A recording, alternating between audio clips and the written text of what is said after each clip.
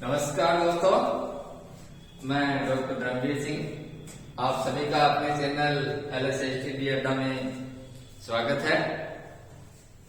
अपन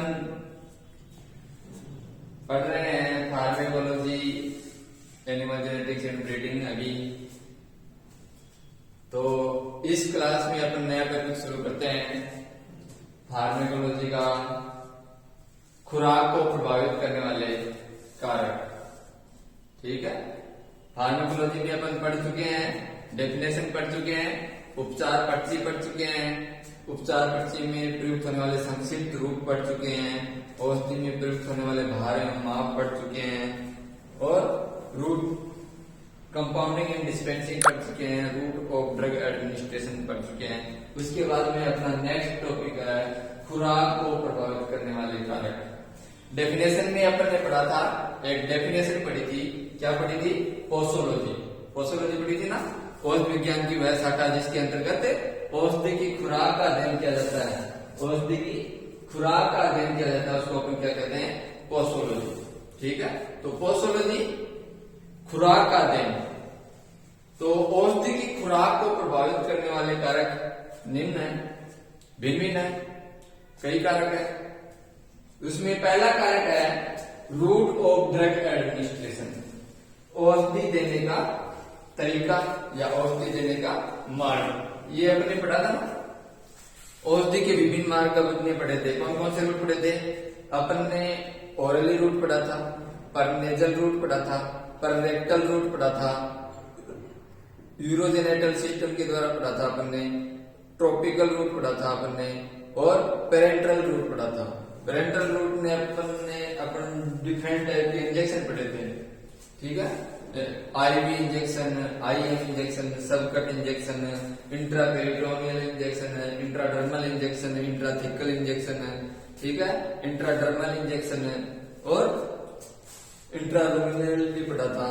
तो इसमें root of drug administration भी औषधि की खुराक को प्रभावित करती है। ठीक है, औषधि अपन किस रूट से दे रहे हैं, उसका अवशोषण कौन सी रूट का औषधि का अवशोषण ज्यादा होता है, कौन से रूट में औषधि का अवशोषण कम होता है, उस आधार पे औषधि की खुराक निर्भर करती है। ठीक है, तो सबसे पहले अपन देखेंगे इसमें अवशोषण का क्रम। विभिन्न जो रूट हैं उनके अवशोषण का क्रम, अवशोषण का क्रम। ठीक है, तो सबसे ज्यादा अवशोषण का क्रम आपको बताया गया था, कौन से रूट का होता है? औषधि का सर्वाधिक अवशोषण कौन से रूट में होता है? IV रूट में होता है। उसके बाद में जो इनहेलेशन देते हैं, इनहेलेशन उसका होता है। ठीक है, सर्वाधिक अवशोषण औषधि का कौन से रूट में होता है? IV रूट में होता है। उसके बाद में IM,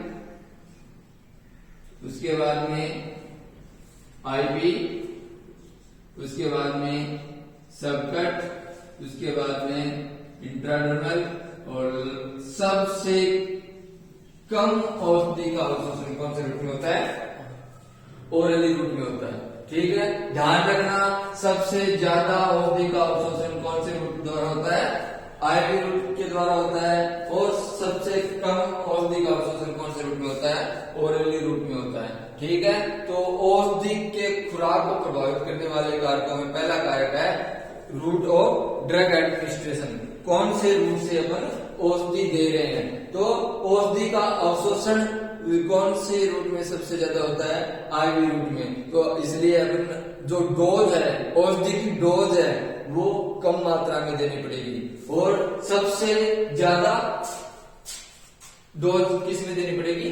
ओरली रूट में देनी पड़ेगी। ठीक है, तो औषधि की सबसे कम मात्रा देनी पड़ेगी IV रूट में। क्यों?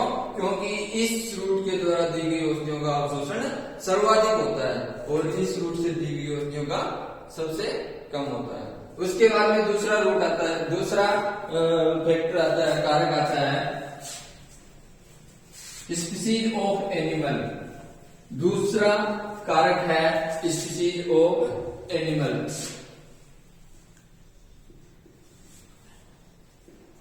species of animals। पशु की प्रजाति के आधार पर, पशु की प्रजाति। तो औषधि की खुराक पशु की प्रजाति पर भी निर्भर करती है, यानी पशु कौन सा है, रूमिनेंट्स है या नॉन रूमिनेंट्स है, इस पे भी औषधि की खुराक निर्भर करती है। रूमिनेंट्स है या नॉन रूमिनेंट्स है, इस पे भी औषधि की खुराक निर्भर करती है। रूमिनेंट्स में नॉन रूमिनेंट्स की अपेक्षा अधिक डोज लगती है, ठीक है। रूमिनेंट्स में नॉन रूमिनेंट्स की अपेक्षा अधिक खुराक लगती है औषधि की, ठीक है। तो दूसरा कारक था स्पीसीज ऑफ एनिमल, एनिमल पशु की प्रजाति। पशु रूमिनेंट्स है या नॉन रूमिनेंट्स है, रूमिनेंट्स में नॉन रूमिनेंट्स की अपेक्षा अधिक खुराक लगती है। और नेक्स्ट आता है तीसरा कारक है शरीर भार, बॉडी वेट। और खुराक को प्रभावित करने वाला तीसरा कारक है बॉडी वेट।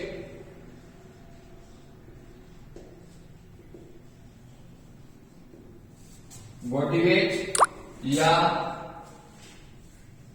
एनिमल मेल है फीमेल है, इस पे या एनिमल की एज पे। इन सब का मतलब यही है कि पशु का शरीर भार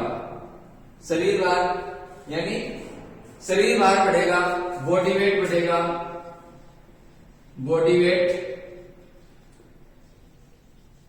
बढ़ेगा तो औषधि की डोज रेट भी बढ़ेगी, ठीक है।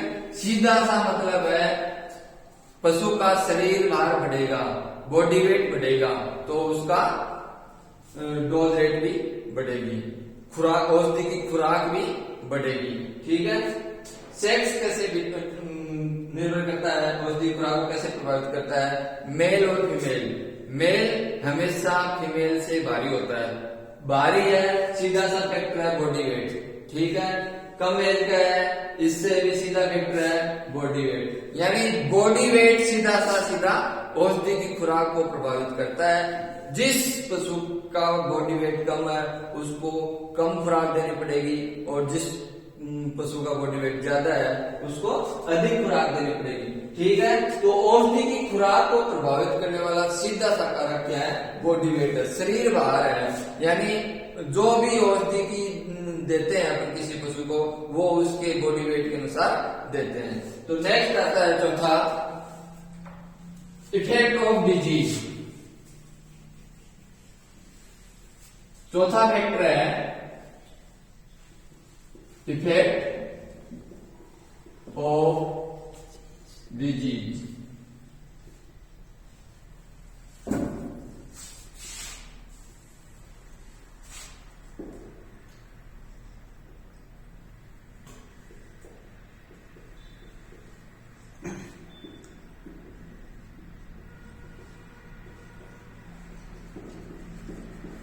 इफेक्ट ऑफ डिजीज यानी बीमारी का प्रभाव या बीमारी की स्थिति, मतलब कि डिजीज बीमारी इनिशियल स्टेज में है या एडवांस स्टेज में है।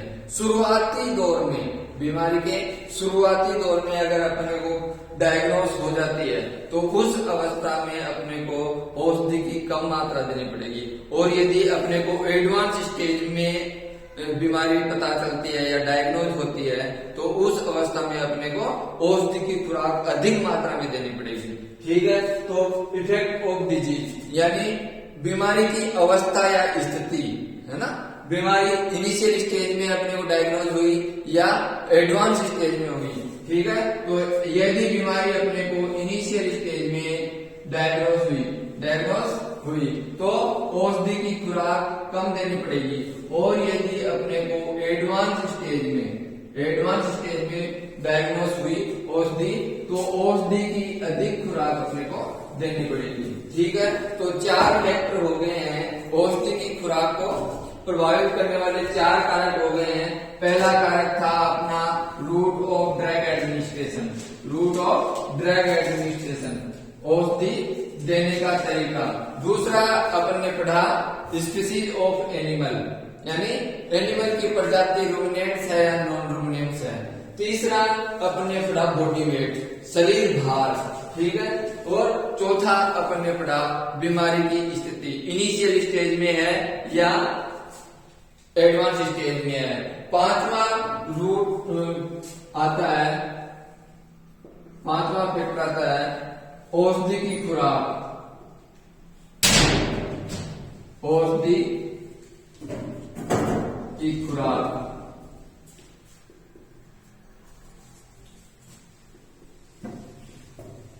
डोजेज ऑफ ड्रग, औषधि की खुराक कैसे प्रभावित करती है। अपन कोई औषधि है, जैसे मैग्नीशियम सल्फेट है, मैग्नीशियम सल्फेट है, इसको अपन यदि कम मात्रा में देंगे, मैग्नीशियम सल्फेट की कम मात्रा देंगे तो ये किसकी भांति काम करेगा, डायूरेटिक की भांति काम करेगा। किसकी भांति काम करेगा, डायूरेटिक की भांति काम करेगा। डायूरेटिक का मतलब है ये यूरिन का मात्रा बढ़ाएगा, वॉल्यूम बढ़ाएगा, ठीक है, बार बार पेशाब लगेगा, ठीक है। तो मैग्नीशियम सल्फेट की कम मात्रा अपन पशु को देंगे तो वो डायूरेटिक की भांति काम करेगा। यदि मैग्नीशियम सल्फेट की ज्यादा डोज दी जाए, अधिक मात्रा में दिया जाए तो ये क्या काम करेगा, ये परगेटिव की भांति काम करेगा, ठीक है। तो ये इसकी औषधि की मात्रा भी डिपेंड करती है। औषधि कम मात्रा में देंगे तो उसका अलग प्रभाव आएगा, यानी मैग्नीशियम सल्फेट की कम मात्रा अगर अपन देते हैं तो वो क्या किसकी भांति कार्य करता है, डायूरेटिक की भांति कार्य करता है। और यदि अधिक मात्रा में देते हैं तो वो किसकी भांति कार्य करता है, परगेटिव की भांति कार्य करता है। इसी प्रकार एक और है लीवामिजोल, लीवामिजोल, लीवामिजोल का अपन कम मात्रा में देते हैं, क्या कम मात्रा में लीवामिजोल देते हैं तो इसका क्या काम है, ये इम्यूनोमोडुलेटर के रूप में कार्य करता है।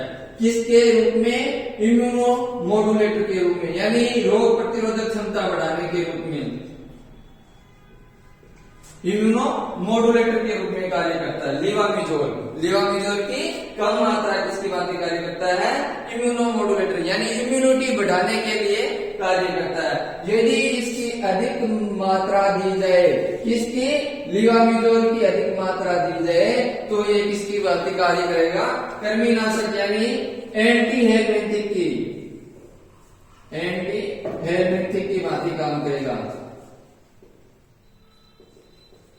एंटी हेलमिंथिक यानी कृमिनाशक औषधियों के रूप में कार्य करेगा, ठीक है। तो औषधि की खुराक, यदि औषधि अपन कम मात्रा में दे रहे हैं या अधिक मात्रा में दे रहे हैं, वो भी औषधि की खुराक को प्रभावित करती है। कम मात्रा में दे रहे हैं तो उसका अलग प्रभाव आएगा, अधिक मात्रा में दे रहे हैं तो उसका अलग प्रभाव आएगा, ठीक है। जैसे मैग्नीशियम सल्फेट हो गया, मैग्नीशियम सल्फेट की कम मात्रा यदि अपन पशु को देते हैं तो वो डायूरेटिक की भांति काम करेगा, और यदि अधिक मात्रा में दे रहे हैं तो वो परगेटिव की भांति काम करेगा। इसी प्रकार लीवामिजोल है, लीवामिजोल की कम मात्रा यदि अपन पशु को देते हैं तो वो इम्यूनोमोडुलेटर की भांति कार्य करता है, इम्यूनोमोडुलेटर की भांति, यानी शरीर की रोग प्रतिरोधक क्षमता बढ़ाता है। इसी प्रकार अधिक मात्रा में देंगे तो ये कृमिनाशक यानी एंटी हेलमिंथिक औषधियों के रूप में कार्य करेगा। नेक्स्ट कारक है फ्रीक्वेंसी ऑफ ड्रग। नेक्स्ट है फ्रीक्वेंसी ऑफ ड्रग, औषधि देने की गति। छठा कारक है फ्रीक्वेंसी ऑफ ड्रग, औषधि देने की गति। आपने देखा होगा डॉक्टर साहब कोई टेबलेट दिन में 1 बार देते हैं, कोई टेबलेट दिन में 2 बार देते हैं, कोई टेबलेट दिन में 3 बार देते हैं, यानी कोई औषधि ओडी देते हैं और कोई औषधि दिन में 3 बार देते हैं। ओडी जो औषधि है, वंस इन ए डे, जो औषधि दिन में एक बार दी जाती है, उसका मतलब ये है कि उस औषधि का हाफ लाइफ अर्ध आयुकाल ज्यादा है।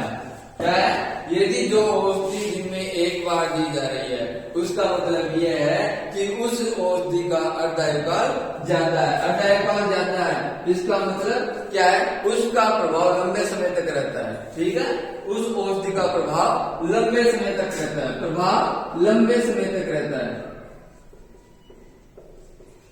जो औषधि दिन में एक बार दी जाती है, उसका प्रभाव लंबे समय तक, यानी उसका 24 घंटे तक प्रभाव रहता है। और जो औषधि दिन में 3 बार दी जाती है, दिन में 3 बार दी जाती है, उस औषधि का हाफ लाइफ क्या होता है?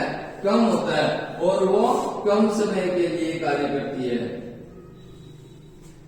कम समय तक प्रभावी, कम समय तक प्रभावी।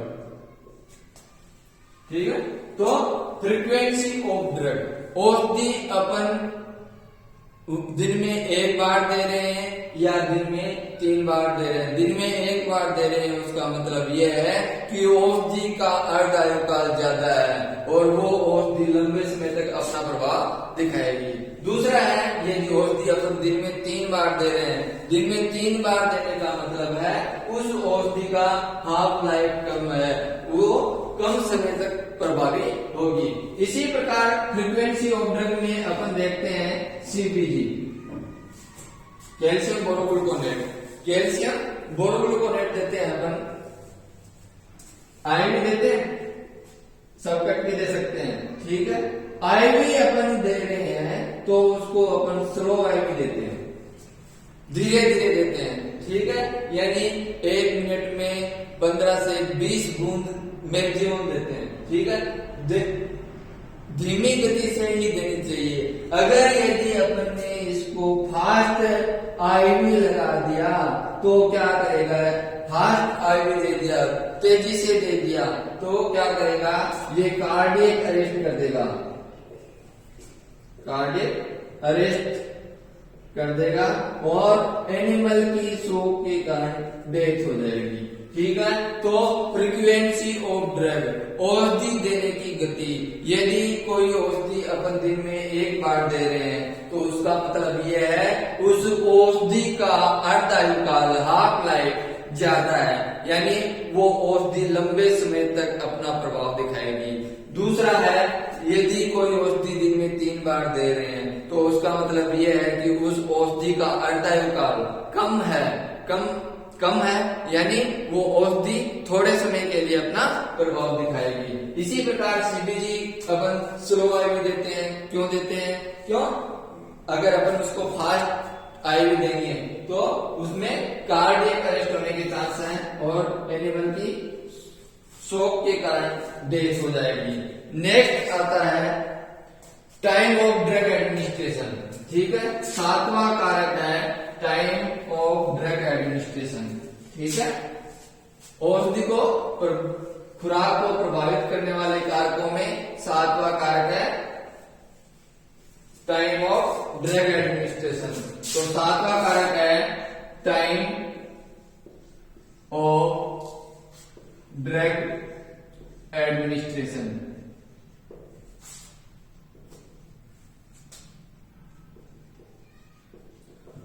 औषधि देने के समय पर, औषधि देने के समय पर, औषधि देने के समय पर किस प्रकार निर्भर करती है औषधि की खुराक।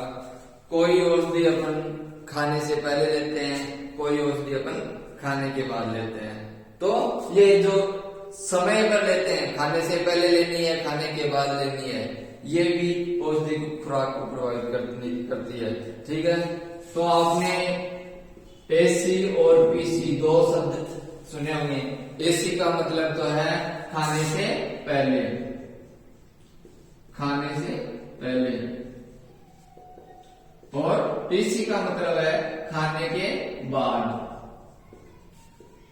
खाने से पहले और खाने के बाद। जो औषधि खाने से पहले देनी है, खाने से पहले देनी है तो ही उसका प्रभाव आएगा उस डोज रेट पे। और यदि अपन जो औषधि खाने से पहले लेनी है उसको खाने के बाद दे रहे हैं तो उसका वो प्रभाव नहीं आएगा उस डोज रेट पे जो आना चाहिए। ठीक है, तो जो औषधि अपन खाने से पहले लेते हैं, जैसे एंटासिड औषधियां हैं, एंटासिड, ठीक है, जो शरीर की अम्लीयता को कम करती है, पेट की जो अम्लीयता है उसको कम करते हैं। ये सभी औषधियां अपन कब देते हैं, कब देते हैं? खाने से पहले। इसी प्रकार पीसी खाने के बाद। खाने के बाद जो औषधियां अल्सर कॉज करती हैं, यानी अल्सरेटिव ड्रग्स जो होती हैं वो खाने के बाद दी जाती हैं। जो अल्सर कॉज कर सकती हैं शरीर में, पेट में, आंख में, वो अपन खाने के बाद देते हैं। जैसे एस्पिरिन हो गया, ये सब औषधियां अपन खाने के बाद देते हैं। तो ये हो गया टाइम ऑफ ड्रग एडमिनिस्ट्रेशन। औषधि देने का समय, औषधि देने का समय कैसे प्रभावित करता है, यानी जो औषधि खाने से पहले दी जानी चाहिए वो खाने से पहले ही दी जानी चाहिए, खाने के बाद नहीं देनी चाहिए। खाने के बाद देंगे तो वो प्रभाव अपने को प्राप्त नहीं होगा जो अपने को होना चाहिए। नेक्स्ट फैक्टर आता है इफेक्ट ऑफ क्लाइमेट। 8वां कारक है जलवायु का प्रभाव। 8वां कारक क्या है? जलवायु का प्रभाव, इफेक्ट ऑफ क्लाइमेट, जलवायु का प्रभाव, जलवायु का प्रभाव। जलवायु यानी सर्द ऋतु है या ग्रीष्म ऋतु है, इस पे भी औषधि की खुराक डिपेंड करती है। विंटर सीजन में समर सीजन की अपेक्षा डोज रेट हाई होती है। ठीक है, विंटर सीजन में यानी सर्द ऋतु में औषधि की खुराक समर ग्रीष्म ऋतु की अपेक्षा अधिक होती है। ठीक है, उसके बाद में 9वां फैक्टर आता है टॉलरेंस टू द ड्रग्स, औषधि के प्रति सहनशीलता। 9वां फैक्टर है औषधि की खुराक को प्रभावित करने वाले कारकों में 9वां फैक्टर है टॉलरेंस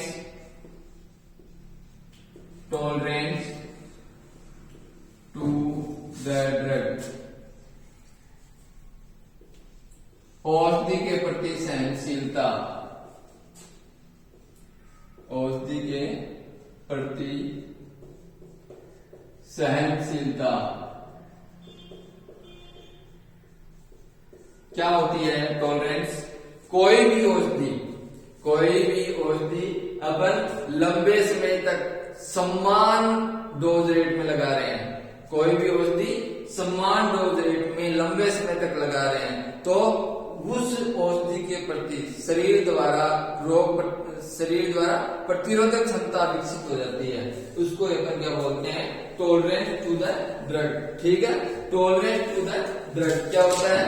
कोई भी औषधि किसी भी औषधि की समान मात्रा लंबे समय तक दी जाए तो वो औषधि उस औषधि के प्रति शरीर द्वारा प्रतिरोधक क्षमता रेजिस्टेंस पावर डेवलप हो जाती है, रेजिस्टेंस पावर डेवलप हो जाती है। अर्थात उस डोज रेट पे वो औषधि पशु शरीर में कार्य करना बंद कर देती है। या तो अपने को हाई डोज में लगानी पड़ेगी, वो औषधि हाई डोज में लगाएंगे तो उस पशु के शरीर पर काम कार्य करेगी, या वो अगर उसी समान डोज में अपन लगा रहे हैं तो वो औषधि उस पशु शरीर पर कार्य नहीं करेगी। ठीक है, तो लिख दो इसमें, यदि किसी औषधि को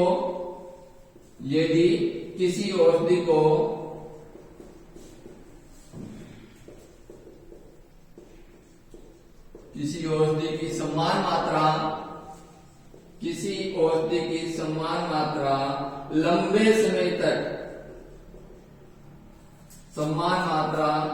लंबे समय तक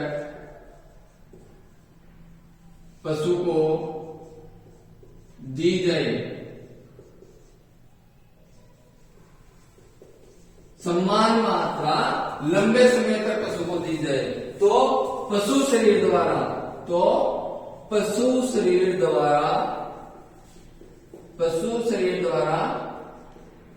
उस औषधि के प्रति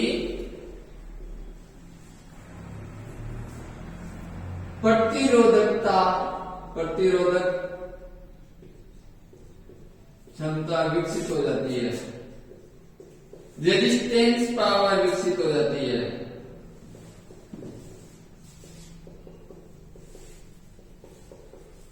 इसे ही अपन क्या कहते हैं, टॉलरेंस टू द ड्रग। इसे ही क्या कहते हैं, टॉलरेंस टू द ड्रग। ठीक है, क्या होता है, किसी औषधि की समान मात्रा लंबे समय तक, किसी भी औषधि की समान मात्रा लंबे समय तक पशु को देते जाएं तो पशु शरीर द्वारा उस औषधि के प्रति रेजिस्टेंस पावर डेवलप हो जाती है, प्रतिरोधक क्षमता डेवलप हो जाती है, विकसित हो जाती है। उसको अपन क्या बोलते हैं, टॉलरेंस टू द ड्रग।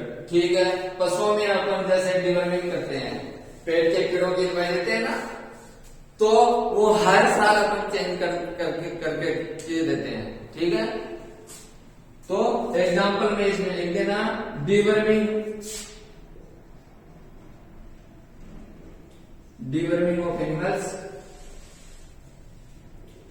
ठीक है, तो पशुओं में पेट के कीड़ों की जो टेबलेट देते हैं वो हर बार अपन बदल कर देते हैं। क्यों देते हैं, क्योंकि उस औषधि के प्रति उस पशु में प्रतिरोधकता डेवलप न हो जाए, रेजिस्टेंस पावर डेवलप नहीं हो जाए। ठीक है, इसलिए कोई औषधि लंबे समय तक अपने को एक समान मात्रा नहीं देनी चाहिए।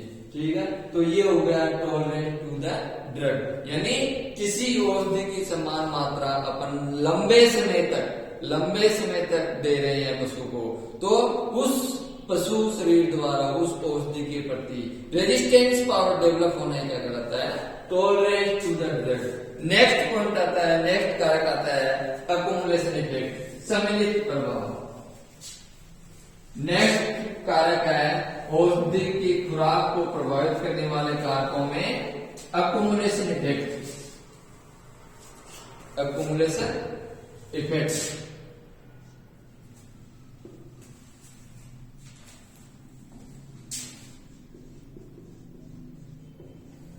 accumulation इफेक्ट, सम्मिलित प्रभाव। क्या होता है सम्मिलित प्रभाव, भारी धातु औषधियां जो होती हैं, लेड हुआ, मरकरी हुआ, अगर इनकी समान मात्रा में यदि अपन पशु को देते रहते हैं, लगातार लंबे समय तक दे रहे हैं, तो क्या होता है कि इनकी शरीर में डिपॉजिट होने की प्रवृत्ति होती है, जमने की प्रवृत्ति होती है।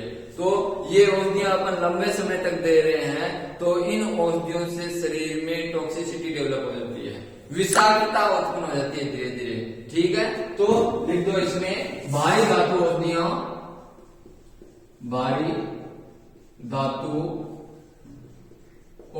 को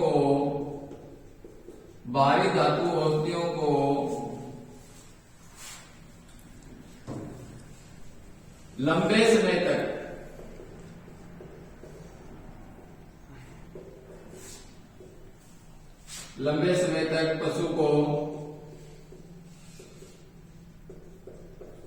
देने पर इनकी शरीर में जमने या डिपॉजिट होने की प्रवृत्ति के कारण, डिपॉजिट होने की प्रवृत्ति के कारण शरीर में धीरे धीरे टॉक्सिसिटी डेवलप हो जाती है, विषाक्तता डेवलप हो जाती है, विकसित हो जाती है। इसी को अपन क्या बोलते हैं, अकुमुलेशन इफेक्ट। क्या? Accumulation effect. अकुमुलेशन इफेक्ट भारी धातु औषधियां जिनकी थोड़ी थोड़ी मात्रा अपन लंबे समय तक पशु को दे रहे हैं, तो वो क्या करती हैं, शरीर में जमती जाती हैं और फिर धीरे धीरे उन औषधियों की अपने शरीर में टॉक्सिसिटी डेवलप हो जाती है, यानी धीरे धीरे वो अपना प्रभाव उग्र कर लेती हैं। ठीक है, और अपना प्रभाव फिर एक साथ दर्शाती हैं विषाक्तता के रूप में, टॉक्सिसिटी के रूप में। एग्जाम्पल लिख देना, लेड टॉक्सिसिटी, लेड टॉक्सिसिटी और मरकरी, मरकरी टॉक्सिसिटी। ठीक है, तो अक्यूमुलेशन प्रभाव क्या होता है, जो औषधियां भारी धातु औषधियां यदि अपन पशु शरीर को लंबे समय तक दे रहे हैं, तो वो औषधियां धीरे धीरे शरीर में जमने लग जाती हैं और फिर विषाक्तता टॉक्सिसिटी उत्पन्न कर देती हैं। इस प्रभाव को ही क्या कहते हैं अपन, अक्यूमुलेशन प्रभाव। नेक्स्ट प्रभाव आता है एडिटिव इफेक्ट। नेक्स्ट औषधि की खुराक को प्रभावित करने वाले कारकों में नेक्स्ट प्रभाव कौन सा है, एडिटिव इफेक्ट।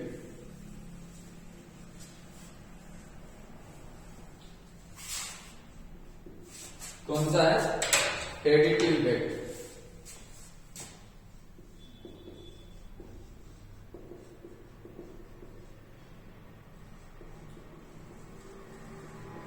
इसका मतलब है संयुक्त प्रभाव।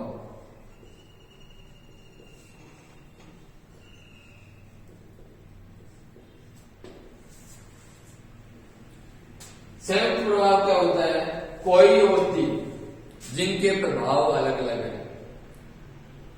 कोई औषधि जिनके प्रभाव अलग अलग है, उनको अपन एक साथ दे रहे हैं, तो उन दोनों का प्रभाव संयुक्त होके अपने को मिलता है। ठीक है, तो इसमें लिख दो,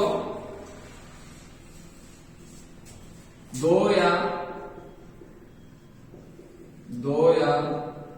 दो से अधिक औषधियों को, दो से अधिक औषधियों को एक साथ देने पर उनका संयुक्त प्रभाव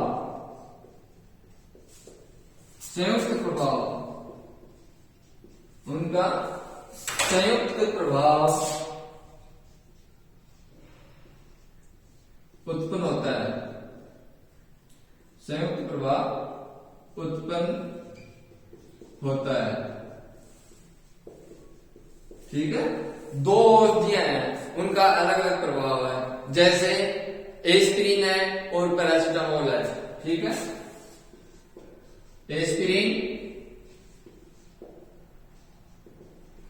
और पैरासिटामोल।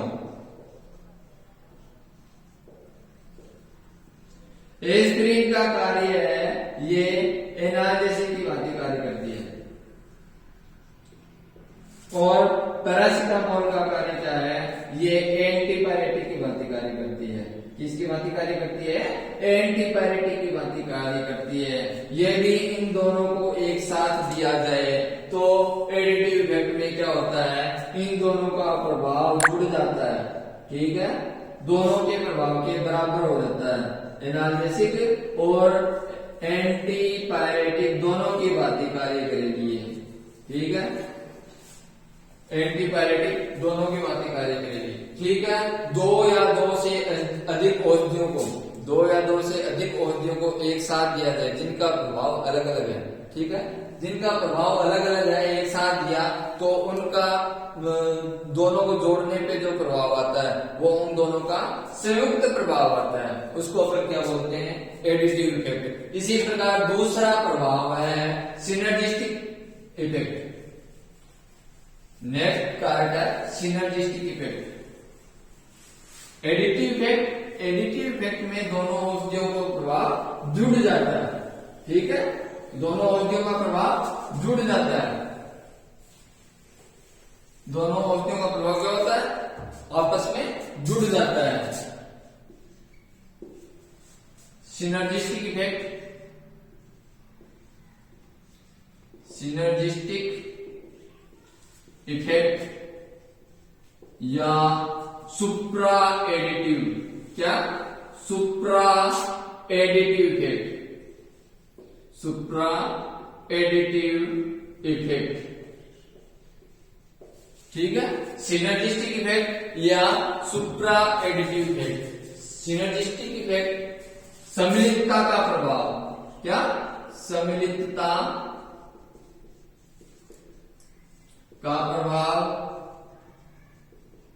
या अति संयुग्मन प्रभाव, अति संयुग्मन प्रभाव।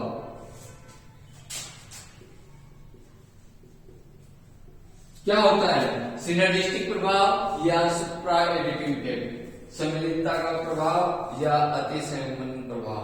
एडिटिव इफेक्ट में क्या था? दो औषधियों को आपस में मिलाया तो उनका प्रभाव दोनों के जोड़ के बराबर प्राप्त हुआ। दो औषधियों को आपस में अपने मिलाया तो उनका प्रभाव दोनों के योग के बराबर प्राप्त हुआ। इसमें क्या होता है सिनर्जिस्टिक इफेक्ट में? सिनर्जिस्टिक इफेक्ट में अपन दो समान प्रभाव वाली औषधियों को, दो समान कार्य करने वाली औषधियों को आपस में मिलाया तो उनका प्रभाव उन दोनों औषधियों के योग से भी ज्यादा प्राप्त होता है। उसको अपन क्या बोलते हैं? सिनर्जिस्टिक इफेक्ट या सुप्रा एडिटिव इफेक्ट।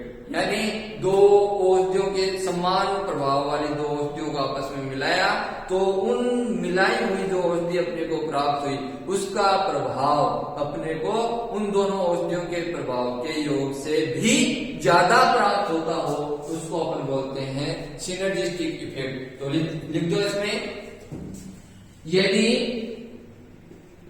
एक जैसा प्रभाव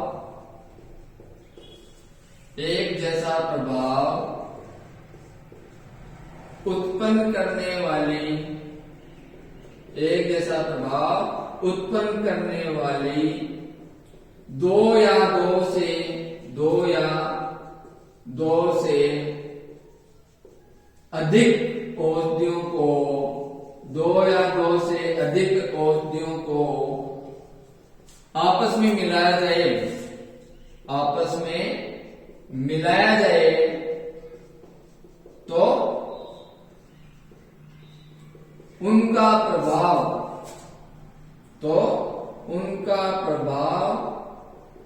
उन दोनों औषधियों के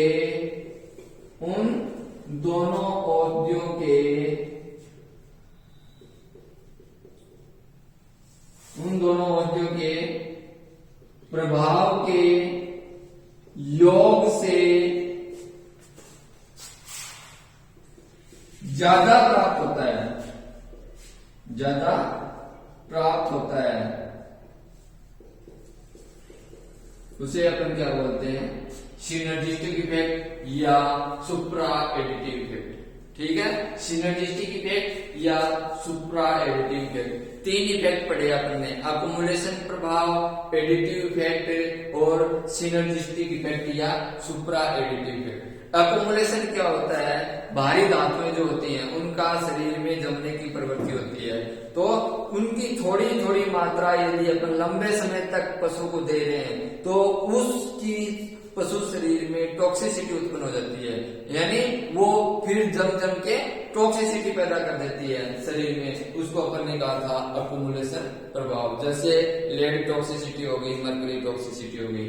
दूसरा प्रभाव अपन ने पढ़ा था एडिटिव इफेक्ट। दो भिन्न भिन्न प्रभाव वाली औषधियां जिनका कार्य अलग अलग है उनको अपने एक साथ दिया तो उनका प्रभाव दोनों के योग के बराबर होगा। यानी अपने एक एनाल्जेसिक दे रहे थे, एक एंटीपायरेटिक दे रहे थे, तो उन दोनों औषधियों को आपस में मिला दिया तो उनका दोनों का संयुक्त प्रभाव आ जाएगा। काम वो ही करेंगे एनाल्जेसिक और एंटीपायरेटिक, लेकिन वो उनको मिला दिया तो उनका सेम दोनों का योग आ गया अपने पास। नेक्स्ट है सिनर्जिस्टिक इफेक्ट। सिनर्जिस्टिक इफेक्ट जिसमें समान प्रभाव वाली, समान एक जैसा प्रभाव वाली दो या दो से अधिक औषधियों को आपस में मिलाया तो उनका प्रभाव अपने को उन दोनों औषधियों के प्रभाव के योग से ज्यादा प्राप्त होता है। अर्थात जो डोज अपन उन औषधियों की अलग अलग दे रहे हैं, एग्जाम्पल के तौर पे देखते हैं अपन सल्फाडिमिडीन और ट्राइमेथोप्रिन है, इनका कॉम्बिनेशन मार्केट में आता है बायोट्रिन के नाम से, ठीक है।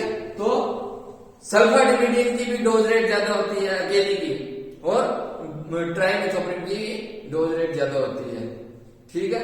दोनों सल्फाडिमिडीन अकेली दे रहे हैं तो वो बैक्टीरियोस्टेटिक का काम करती है, और ट्राइमेथोप्रिन दे रहे हैं वो भी बैक्टीरियोस्टेटिक का काम कर रहे हैं। इन दोनों औषधियों को अपन ने मिला दिया तो वो औषधि किसके रूप में कार्य करेगी, बैक्टीरियोसाइडल के रूप में कार्य करने लग जाती है, अर्थात उसकी डोज रेट भी घट जाएगी, ठीक है। तो सिनर्जिस्टिक इफेक्ट में क्या होता है, औषधि दो या दो से अधिक औषधियां जो समान प्रभाव रखती हैं उनको एक साथ देने पर उनका प्रभाव उन औषधियों के योग के प्रभाव से ज्यादा प्राप्त होता है, उसको अपन क्या बोलते हैं, सिनर्जिस्टिक इफेक्ट। इसके एग्जांपल में लिख देना सल्फाडिमिडीन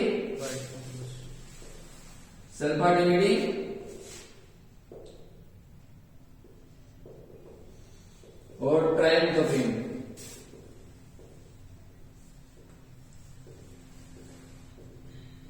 इन दोनों का कॉम्बिनेशन मार्केट में किसके नाम से अवेलेबल है, बायोट्रिन, ठीक है। बायोट्रिन IM और IV दोनों रूप में आती है, ठीक है। सल्फाडिमिडीन बैक्टीरियोस्टेटिक की भांति कार्य करती है, बैक्टीरियोस्टेटिक की भांति कार्य करती है, और ये ट्राइमेथोप्रिन भी अकेली बैक्टीरियोस्टेटिक की भांति ही कार्य करती है।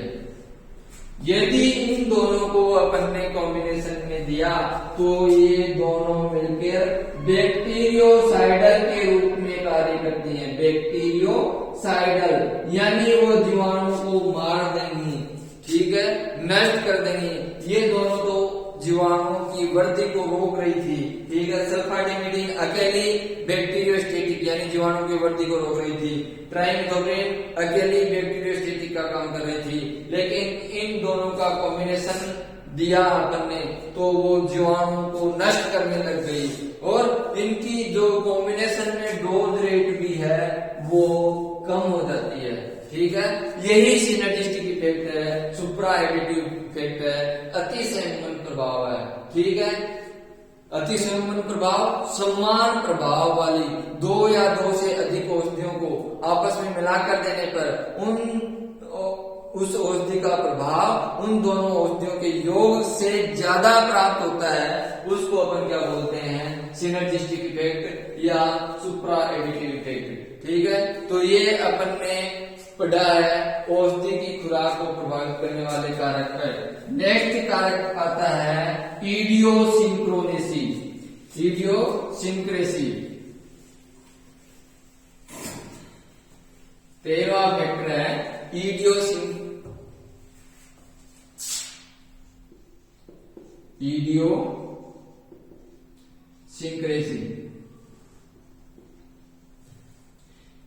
क्या होता है, प्रतिगणना। क्या होती है इडियोसिंक्रोनेसी? इडियो का मतलब है अपने को इसके कारक का पता नहीं है, कोई क्या कारक है। तो इडियोसिंक्रोनेसी क्या होता है, पशु विशेष का विशेष औषधि के प्रति संवेदनशील होना क्या कहलाता है, इडियोसिंक्रोनेसी। पशु विशेष का विशेष औषधि के प्रति संवेदनशील होना, औषधि के प्रति संवेदनशील होना क्या कहलाता है, इडियोसिंक्रेसी कहलाता है। संवेदनशील होना क्या कहलाता है, इडियोसिंक्रेसी। इडियोसिंक्रोनेसी यानी कई बार आपने कोई औषधि दी और वो एनाफाइलेटिक रिएक्शन दिखाती है। हर पशु की अलग अलग क्रियाएं होती हैं। कोई पशु उस औषधि के प्रति रिएक्शन दिखाता है, कोई पशु नहीं दिखाता। उसके कारण का अपने को नहीं पता कि किस कारण से वो प्रभाव दिखा रही है, तो इस कारण इसको अपन ने क्या कहा, ईडीओ, यानी उस जो एनाफाइलेटिक रिएक्शन दिखा रही है उसका कारक क्या है उसका अपने को पता नहीं है, उसी को अपन क्या बोलते हैं, इडियोसिंक्रेसी। पशु विशेष का विशेष औषधि के प्रति संवेदनशील होना क्या कहलाता है, इडियोसिंक्रेसी। ठीक है, तो ये अपने खुराक को प्रभावित करने वाले कारक थे, औषधि की खुराक को प्रभावित करने वाले कारक। इसमें अपन ने 13 कारक पढ़े। कौन कौन से पढ़े?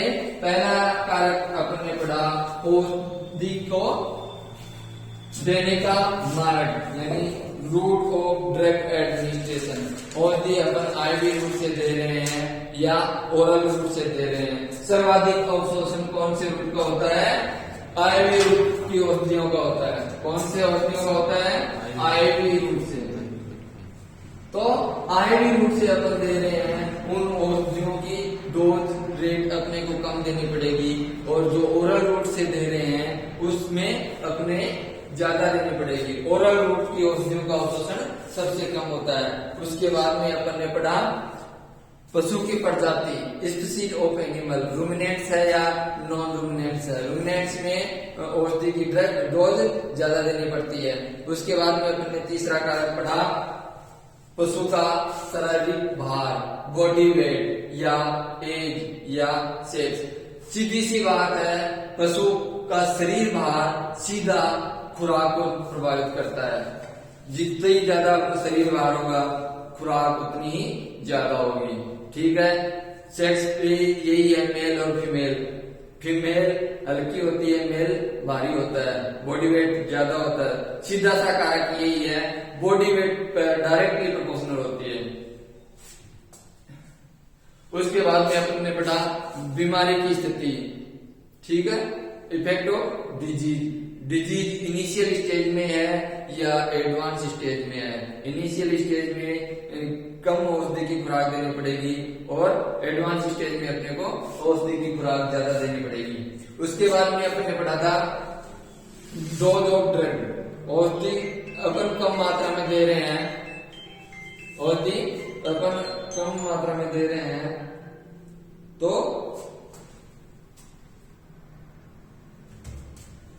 जैसे कम मात्रा में दे रहे हैं तो उसका प्रभाव कुछ और आएगा, अधिक मात्रा में दे रहे हैं तो उसका प्रभाव और आएगा। जैसे मैग्नीशियम सल्फेट दिया अपन ने, कम मात्रा में दिया तो उसका प्रभाव डायबिटिक की भांति कार्य काम में आई, और उसको अधिक मात्रा में दिया अपन ने तो उसका क्या प्रभाव आया, परगेटिव के रूप में काम आया। इसी प्रकार लिवामिजोल है, उसकी कम मात्रा अपन ने दी तो इम्यूनोमोडुलेटर की भांति कार्य करेगा, और यदि उसको हाई डोज में देंगे तो वो एंटी एलर्जिक की भांति कार्य करेगा। उसके बाद में फ्रीक्वेंसी ऑफ ड्रग, औषधि देने की गति। अपन कोई औषधि दिन में 1 बार दे रहे हैं या दिन में 3 बार दे रहे हैं। जो औषधि अपन दिन में 1 बार दे रहे हैं उसका मतलब ये है कि उस औषधि का हाफ लाइफ अर्धायु काल ज्यादा है, यानी वो लंबे समय तक कार्य करती है, अपना प्रभाव दर्शाती है। इसी प्रकार जो औषधि अपन दिन में 3 बार दे रहे हैं उसका मतलब ये है कि वो औषधि का अर्धायु काल कम है और वो थोड़े समय के लिए कार्य करती है। इसी प्रकार उसके बाद में अपन ने पढ़ा था टाइम ऑफ ड्रग एडमिनिस्ट्रेशन, औषधि देने का समय। औषधि अपन कब देनी चाहिए, खाने से पहले देनी चाहिए या खाने के बाद देनी चाहिए। जो औषधियां खाने से पहले देनी चाहिए वो खाने के पहले ही देनी चाहिए। अगर उसको अपन खाने के बाद दे रहे हैं तो अपने को वो प्रभाव नहीं मिलेगा जो उस औषधि का कार्य होता है। ठीक है, नेक्स्ट आता है अपने टॉलरेंस टू द ड्रग पढ़ा था, औषधि के प्रति सहनशीलता। इसमें अपन ने क्या पढ़ा, औषधि के प्रति सहनशीलता। कोई औषधि अपन समान मात्रा में लंबे समय तक किसी पशु को दे रहे हैं तो उस औषधि के प्रति पशु शरीर में प्रतिरोधक क्षमता विकसित हो जाती है। इसी को अपन क्या बोलते हैं, टॉलरेंस टू द ड्रग। उसके बाद में अपन ने पढ़ा था अकोमोडेशन इफेक्ट। जो भी भारी धातु औषधियां होती हैं उनका शरीर में जमने की प्रवृत्ति होती है। पशु शरीर में जमने की प्रवृत्ति होती है, धीरे धीरे वो जमती जाती हैं और बाद में टॉक्सिसिटी उत्पन्न कर देती हैं। इस प्रभाव को अपन ने क्या कहा, अकुमुलेशन इफेक्ट, सम्मिलित प्रभाव। फिर अपन ने पढ़ा एडिटिव इफेक्ट, कोई दो भिन्न भिन्न प्रभाव वाली औषधियां हैं उनको अपन ने आपस में मिलाया तो उनका जो प्रभाव होगा वो उन दोनों औषधियों के योग के बराबर होगा। ठीक है, उन दोनों औषधियों के योग के बराबर होगा, यानी संयुक्त हो जाएंगे वो दोनों। ठीक है, दोनों का प्रभाव आपस में जुड़ जाएगा। उसके बाद में अपने पढ़ा था सिनर्जिस्टिक इफेक्ट या सुप्रा एडिटिव, नाम से स्पष्ट है, अति संयुग्मन प्रभाव, यानी जो संयुग्मन प्रभाव था हमारा, दोनों का जुड़ा था, दोनों के योग के बराबर आया था प्रभाव। इसमें क्या है, दोनों के योग से ज्यादा प्राप्त होता है, अति संयुग्मन प्रभाव। ठीक है, दो या दो से अधिक समान प्रभाव वाली औषधियां उनको अपन एक साथ दे रहे हैं तो उनका प्रभाव उन दोनों औषधियों के योग से ज्यादा प्राप्त होता है, उसको अपन बोलते हैं सिनर्जिस्टिक इफेक्ट या सुप्रा एडिटिव इफेक्ट। नेक्स्ट था इडियोसिंक्रोनेसी। इडियोसिंक्रोनेसी क्या होता है, पशु विशेष का विशेष औषधि के प्रति संवेदनशील होना, पशु विशेष का विशेष औषधि के प्रति संवेदनशील होना क्या कहलाता है, इडियोसिंक्रोनेसी। इडियोसिंक्रोनेसी इडियो से संबंधित है कि अपने को उसके कारक का पता नहीं है, किस कारण से उसमें ये एनाफिलेटिक रिएक्शंस आई, लेकिन वो औषधि अलग अलग पशुओं में अलग अलग टाइप की रिएक्शन दर्शाती है, उसको अपन क्या बोलते हैं, इडियोसिंक्रोनेसी। पशु विशेष का विशेष औषधि के प्रति संवेदनशील होना क्या कहलाता है, इडियोसिंक्रोनेसी। ये आपका टॉपिक कंप्लीट है, औषधि की खुराक को प्रभावित करने वाले कारक। ठीक है, तो थैंक यू दोस्तों, इतना कुछ सुनने के लिए धन्यवाद आप सभी लोगों का। जो लोग नए हैं वो चैनल को सब्सक्राइब करें, अधिक से अधिक शेयर करें। थैंक यू, धन्यवाद।